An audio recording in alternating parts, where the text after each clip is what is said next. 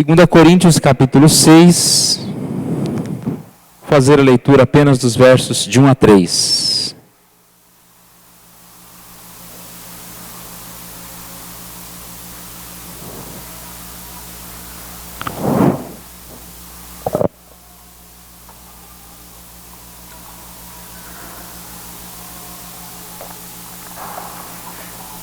Segunda Coríntios capítulo 6, versos de 1 a 3. E nós, na qualidade de cooperadores com ele, também vos exortamos a que não recebais em vão a graça de Deus.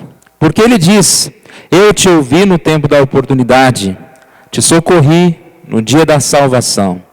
Eis agora o tempo sobremodo oportuno, eis agora o dia da salvação. Não dando nós nenhum motivo de escândalo em coisa alguma, para que o ministério não seja censurado. A classe de escola dominical dos adultos, creio que também dos jovens, hoje, esteve estudando uma lição do texto de Romanos. Romanos, capítulo 16, de 1 a 16.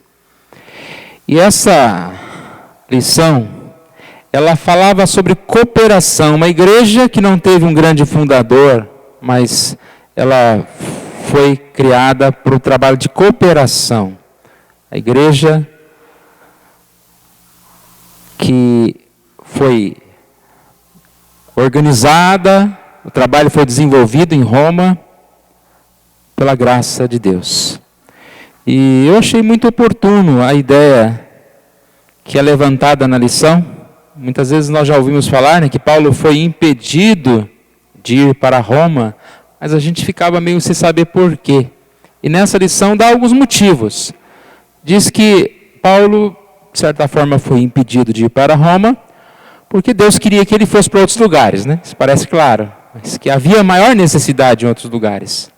E porque Deus queria que aquela igreja, ela fosse uma igreja de crentes que pessoas simples, não nenhum apóstolo, nenhuma pessoa considerada diferente, mas pessoas que foram ali desenvolvendo um ministério. Uma igreja que possivelmente foi uma das primeiras, com a pregação de Pedro no dia de Pentecoste. Alguns romanos estavam lá e eles voltaram e ali já começa a igreja a ser reunida na casa. E essa lição ela faz algo interessante, que é lembrar esses nomes, baseado no que Paulo diz em Romanos 16, de 1 a 16, falando de nomes um pouco incomuns para nós. Alguém já ouviu falar sobre Epêneto? Mas aqui diz que provavelmente esse homem foi o primeiro convertido, a primeira pessoa lá que deu início ao trabalho dos romanos. E assim, Maria, Andrônico, Júnias, Rufo e muitos outros. Isso nós estudamos hoje cedo, né? Nós não vamos estudar novamente agora. Mas eu quero então, irmãos, aproveitar para a gente dividir essa mensagem em duas partes. Uma parte histórica. Se nós estamos comemorando o aniversário da igreja, nós podemos sim resgatar um pouquinho da história da nossa igreja. É uma história, de certa forma, recente. E o que eu vou falar é algo composto de livros de atas, de algumas coisas que estão escritas. Depois os irmãos sobreviventes até hoje, desde esse dia, podem me corrigir. Mas eu vou tomar esse tempo para a gente falar um pouquinho sobre essa história da igreja. E a segunda parte nós vamos falar sobre nós todos somos cooperadores. E que, como cooperadores, nós não devemos receber essa graça de Deus em vão, mas anunciar o Evangelho. A história conta que o reverendo Lázaro Lopes de Arruda era pastor da igreja central. E ali alguns presbíteros, como Giminiano Davi Milzio e Exaltino Vasconcelos, tiveram uma visão olhando para esse bairro que estava crescendo. E em 1959, começaram o trabalho por aqui. Eu achei interessante que diz que essa data coincidiu com a construção do novo templo da Central. E aí fica aquela questão, a Central, construindo um novo templo, vai gastar dinheiro num outro bairro ou vai construir o seu templo? Então houve uma certa dificuldade financeira. Quando Gerson e Darcy doaram o lote, esse que está a igreja aqui, a igreja menor, o templo menor. E assim começou o trabalho do Senhor. 24 anos como congregação. Nesse tempo havia escala de alguns irmãos, o conselho sempre nomeava, anualmente uma pessoa para cuidar dos trabalhos, mas o o presbítero Roberto Herbert, já apareceu um Herbert aí, viu gente? Herbert Gretz ficou por quase 20 anos assumindo aí, sendo um dos grandes líderes do trabalho. Em 1983, começou a construção daquele prédio das salas, o prédio do fundo, das salas de aula. E a história conta que a partir da escola dominical, a igreja foi crescendo. Os registros lá, diz que a escola dominical já teve 220 alunos matriculados, certo momento. Então, a partir desse crescimento, a igreja já contava com cerca de 60 membros e uma escola de 120 alunos.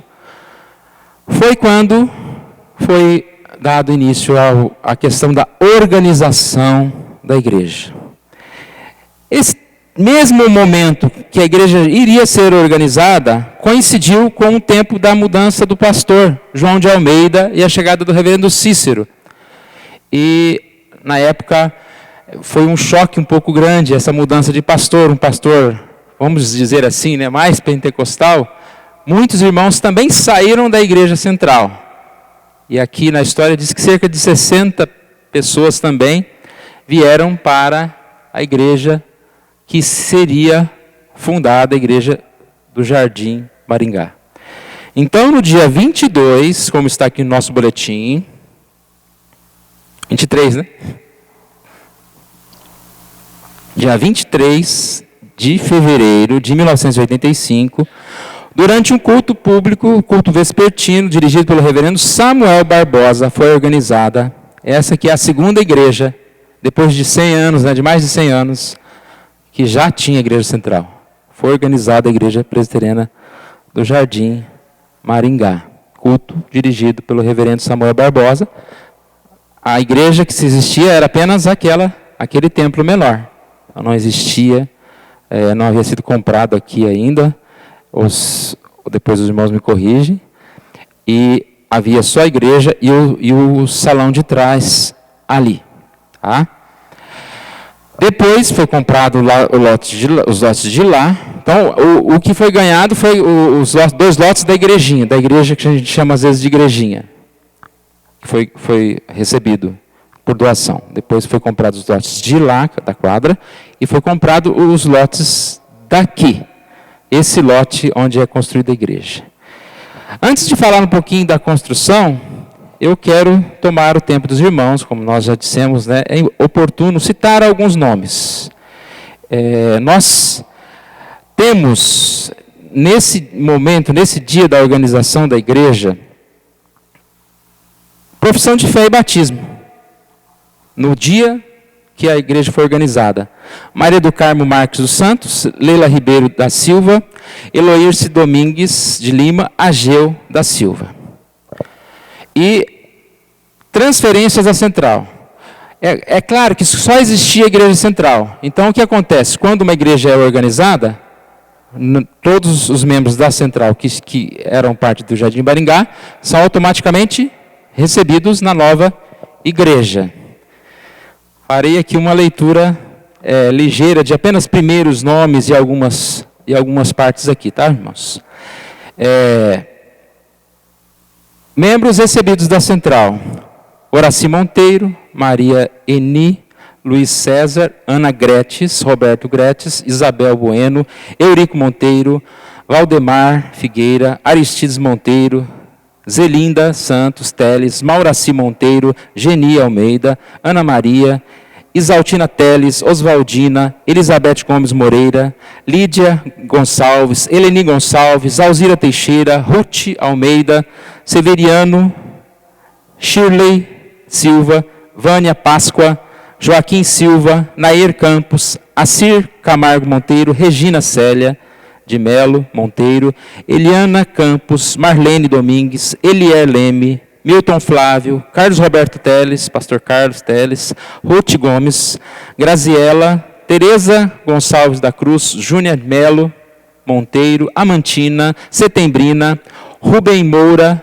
Priscila Moura, Sebastião Leme, Paulo Gomes, Ruth Moura, Emília, Débora Moura, Jesuína, Alcina Ferreira, Eusita Moura, Milton Moura, Ari Oliveira, Gamaliel Moraes, João Jair, Pedrina, José Carlos de Lima, Nilda Vieira Múzio, Diná Vieira Moraes, Boaventura Dias, Antônio Márcio, Jeconias Múzio, Claudomir, Claudionor, Silmara, Lineu Oliveira, Odete Silva, Ido Antunes, Maria Cristina Gretes, Edi Múzio, Carolina Múzio, Júnia Domingues, Odete Correia, Saulo Alves Meireles, Bernardina Maia. Acabou a lista. Nesse mesmo dia, foi recebido de transferência da igreja de Itaberá seguintes irmãos: Obed Pires, Zenir Magalhães, Pedro Gonçalves Dias, Diná Pires de Moraes, Lígia Cardoso Ferreira, Jovir Leme Camargo, de Itaberá. Se eu pulei algum nome, depois eu pretendo imprimir essa lista e colocar ali no mural para os irmãos verem. Então, essa foi a igreja organizada. Nesse dia houve eleição para presbíteros e diáconos. Os primeiros presbíteros são 4. Horaci Monteiro, Camargo Monteiro, Roberto Herbert Gretes, Gamaliel Rodrigues de Moraes, Saulo Alves Meireles. Tem um sobrevivente só aqui, né? Os outros morreram, faleceram. E sobrevivente presbítero aqui, o presbítero Saulo, né? Está vivo. Então, foi no dia da organização da igreja, esses irmãos são presbíteros. Diáconos, que foram eleitos nesse dia: Mauraci Monteiro, Joaquim Rodrigues, Paulo Moura Gomes, Obed Pires de Moraes, Milton Flávio, Acir Camargo Monteiro. Então, dos nossos irmãos que estão aqui, Obed e Acir foram eleitos diáconos no dia da organização da igreja. Então, a igreja foi organizada, que ano, irmãos? Vamos me ajudar aí. 1985. Em 1990, a compra foi depois, né? Depois do dia de 1985. Então, um pouco depois, foi comprado, pela providência de Deus, esses lotes de cá, correto? E no ano de 1990 é o início da construção deste templo aqui onde nós estamos. De 90 a 94 foi o tempo que foi começada a construção. Em 94, antes de terminar a construção, começam os trabalhos da igreja aqui. Então tem algumas fotos, né, sem piso, umas coisas penduradas, né? Não sei quem que era o artesão, pendurou um monte de lâmpada assim pelo corredor. Mas começou no ano de 1994, o templo novo não concluído. Pastores: 1985, Benedito Gonçalo, 1986, Gildásio Mota, 1988, Jairo Marques das Neves. Nessa parte inicial, o reverendo Jairo foi o que ficou mais tempo e que a igreja foi desenvolvendo nessa época, o que diz a história. Ele ficou de 1988, e em 96 veio Uriel Remy Rios, e aí já a história já começa a se aproximar de nós. 1997, Carlos Teles, depois o reverendo André, e o Herbert é o último pastor agora. Um pouquinho da história, irmãos. História, ela tem muitas coisas, né? Mas a gente louva a Deus. Eu fiz essa comparação. Nós temos pessoas que foram usadas por Deus para dar início a esse trabalho, a visão evangelística, as pessoas que se dedicaram, né, para começar esse trabalho. Deus usa cada um de nós para que a obra dele seja realizada. E aí nós chegamos no presente, irmãos. Quando nós lemos esse texto desafiador que diz que nós, na qualidade de cooperadores com ele, também vos exortamos que não recebais em vão a graça de Deus. Paulo está dizendo, eu sou cooperador com os irmãos que trabalham comigo, e eu vou exortar vocês, que vocês também trabalhem. Não recebam essa graça em vão. Nós, na qualidade de cooperadores, nós já falamos sobre isso, né? Os embaixadores de Cristo, porta-voz de Deus. Nós somos chamados de porta-voz de Deus. Deus usa cada um de nós para continuar o trabalho do Senhor. Esse trabalho que Deus confiou a cada um de nós. Qual que é o trabalho? É o chamado a reconciliação, que é dito aqui no texto de 2 Coríntios 6.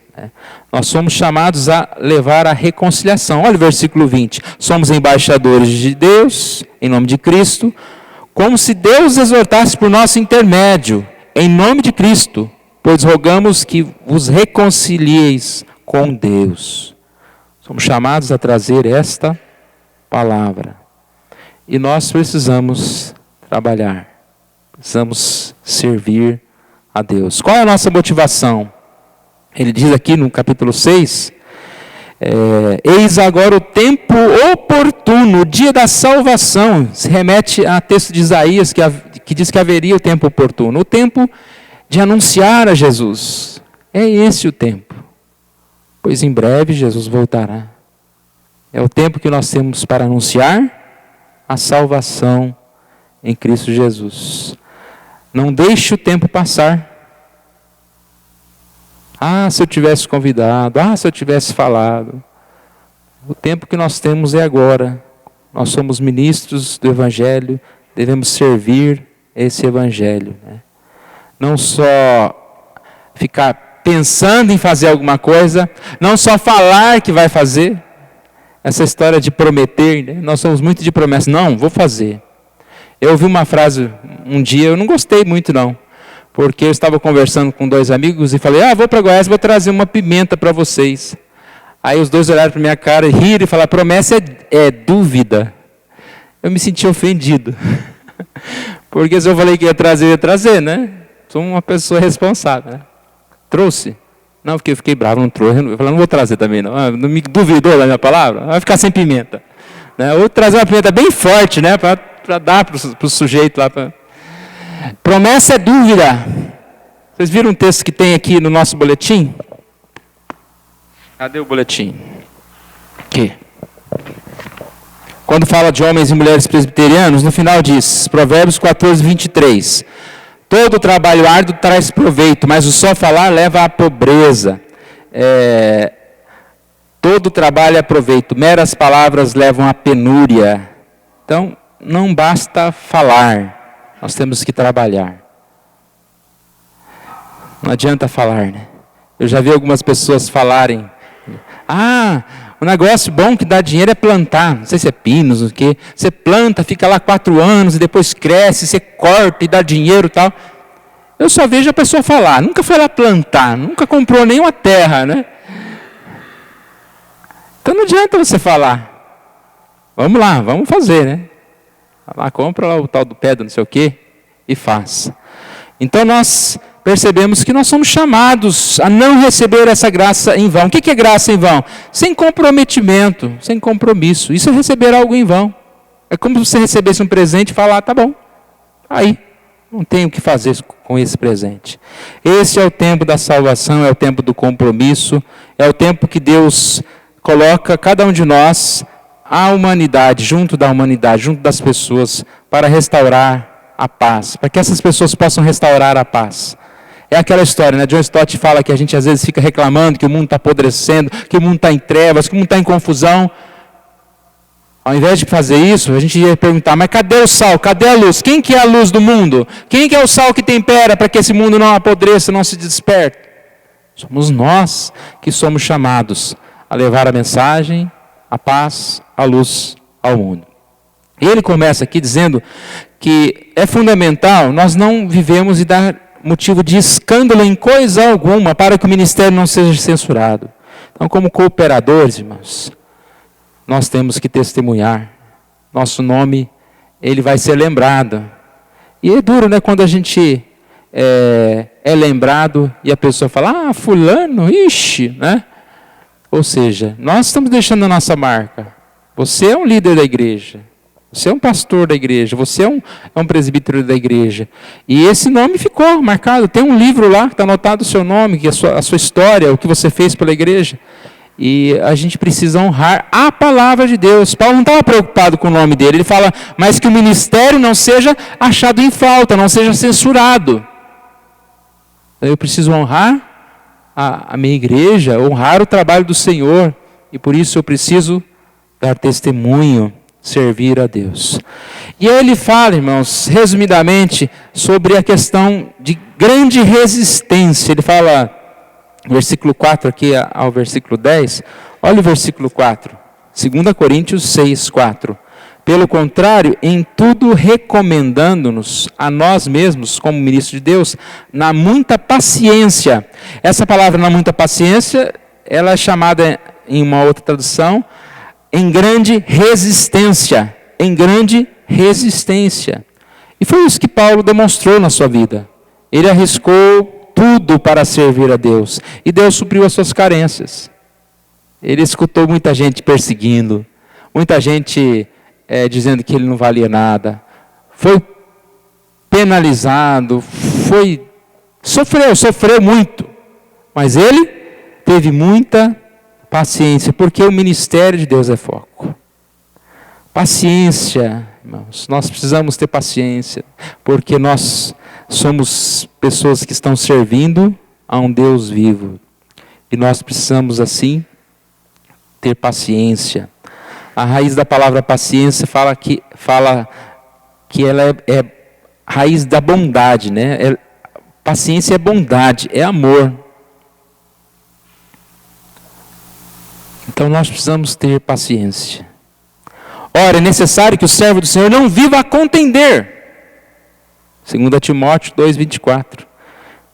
Sim, deve ser brando para com todos, apto para instruir, paciente. O servo do Senhor não vive a contender. E é difícil, né? É um ponto difícil que nós esbarramos muitas vezes. As dificuldades na hora de decidir as coisas, os departamentos, as reuniões. Em todo tempo, precisamos ter essa paciência.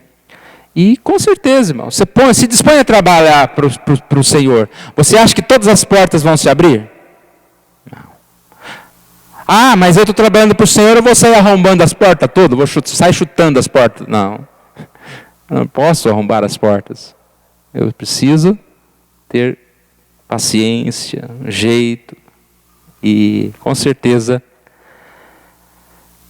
tomar modelos da Bíblia. É isso que Tiago 5,10 diz. Tomai por modelo no sofrimento e na paciência os profetas, os quais falaram em nome do Senhor. Esses foram pacientes. E, com certeza, irmãos, essa paciência é a definição do amor. Né? A definição do amor. Você é um soldado de Cristo, você segue então sem desistir, porque tem uma batalha importante a defender. Então o soldado não vai ficar discutindo, né, com outro soldado, mas a minha bota brilha mais que a sua. Não, não pode. Ele tem que olhar firmemente para a batalha dele. Ele não pode ser distraído por qualquer coisa. E às vezes nós somos distraídos, né? Esquecemos do centro, da obra de Cristo. Ficamos distraídos por coisas secundárias, coisas que não têm tanta importância. Demonstrar amor.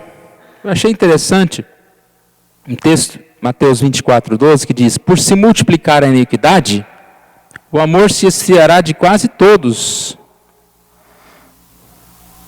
Ou seja, o que é multiplicar a iniquidade? O aumento da maldade.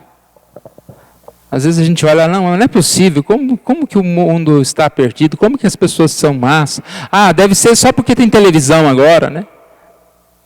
Não é, o povo está mal mesmo, está piorando um pouco. Sempre existiu maldade, mas a maldade, como diz a Bíblia, Mateus 24, vai se multiplicar a iniquidade.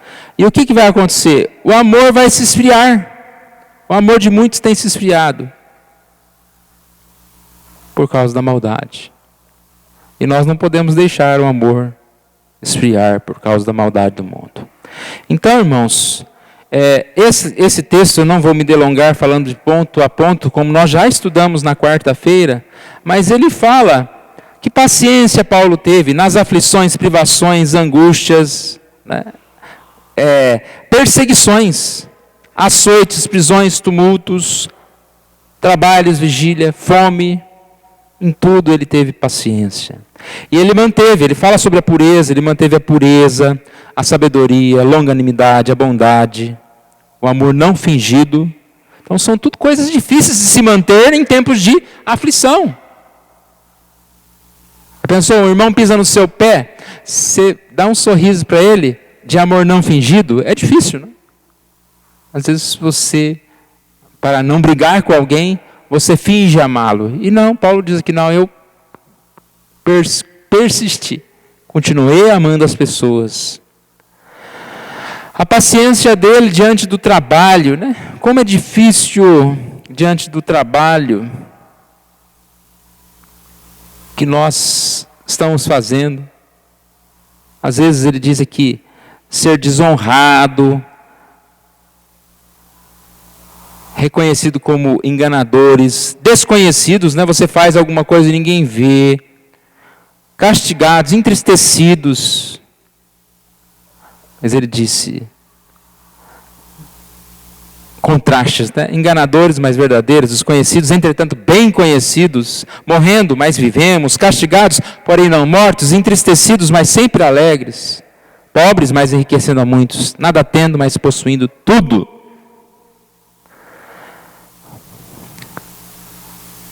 O que Paulo está dizendo aqui, irmãos? Que o ministério não é uma coisa fácil, que trabalhar para o Senhor não significa que nós não vamos enfrentar dificuldades, mas significa que nós não vamos cair e manter e ficar mantidos caídos. Ou seja, não podemos ser derrubados. E se formos derrubados, nós vamos levantar, seguir. Esses são os servos de Deus, que servem em amor. Então, irmãos, nesta data importante para nós, o aniversário da igreja, que Deus esteja tocando no nosso coração, nos fazendo lembrar da importância. Hoje cedo nós falamos, né, que importância não é algo relacionado a como o mundo vê as pessoas, mas a importância é aquilo que Deus vê em cada um de nós. Que nós possamos lembrar que nós somos importantes para a obra dessa igreja que nós estamos hoje representando. Você entrou aqui, você está representando essa igreja, você está participando dessa igreja. E Deus quer colocar em cada um de nós essa responsabilidade de não receber a graça em vão, mas sermos cooperadores com o Senhor. E que Deus abençoe, irmãos, abençoe da mesma forma que aqueles primeiros irmãos foram lembrados, desde aqueles que sugeriram o início dos trabalhos, esses que são citados aqui, Giminiano, Davi Mísio, Exaltino, Vasconcelos, desde a vida do reverendo Lázaro Lopes de Arruda, essas pessoas que começaram o trabalho no sentido de primeiro, ao o mais novo membro recebido por essa igreja. Deus tem chamado cada um de nós. E a obra é do Senhor, né? Nós não sabemos quantos outros serão chamados, quantos outros vão responder sim a esse chamado. Esse é o nosso desejo, que você entre aqui e você responda sim a esse chamado. Faça parte, como muitos irmãos que estão desde o primeiro dia aqui até hoje. Alguns dificilmente faltam na igreja, no compromisso. É alguma coisa que nós podemos decidir. Eu vou participar da igreja. Eu vou ajudar a minha igreja. Eu estou aqui nessa cidade, aonde que eu vou trabalhar? Né? Na igreja que Deus me colocou. Então que nós possamos assumir esse compromisso com Deus. E que Deus esteja chamando cada um dos irmãos aqui presentes, né, a ser esse irmão que trabalha conosco, que possamos assim servir ao nosso Deus. Vamos ficar em pé, irmãos? Nós vamos orar, assim já encerrando esse momento. Obrigado, Senhor, pela Tua palavra, obrigado, Senhor Deus, porque que privilégio o Senhor nos dá, ó Deus, de sermos cooperadores na Tua obra. Que Deus esteja nos abençoando, ó Pai, nos afastando do mal, nos dando sempre motivação para Te servir. Obrigado pela história dessa igreja, ó Deus. Nós sabemos pouco dela, ó Deus, mas o Senhor conhece o trabalho de cada um, a dedicação de cada um, o que cada um pôde fazer até aqui, Senhor Deus. São muitos secretos, muitos anônimos, ó Deus, mas obrigado pela vida deste, Senhor Deus, que não precisam do reconhecimento humano, ó Deus, mas que têm o reconhecimento do Senhor. E que o Senhor esteja assim colocando no nosso coração, ó Deus, o desejo de trabalhar com amor por essa igreja, ó Deus. Fazendo não para ser louvado, não para ser reconhecido, mas para servir ao Senhor, ó Deus. Tenha misericórdia de nós, pois sabemos que somos pecadores, ó Deus. Não somos nem merecedores de constar em um livro de atas, ó Pai. Mas pela Tua graça, ó Deus, o Senhor Deus venha a dar cada vez mais autoridade para o trabalho que fazemos, ó Deus, porque essa autoridade vem do Senhor. Obrigado, ó Deus, pela Tua igreja. Mais uma vez agradecemos por cada irmão que participou do início da história e por cada irmão que está aqui hoje, ouvindo e sendo responsabilizado, ó Deus, para também conosco ser cooperadores na obra do Senhor. Nós oramos em nome de Jesus. Amém.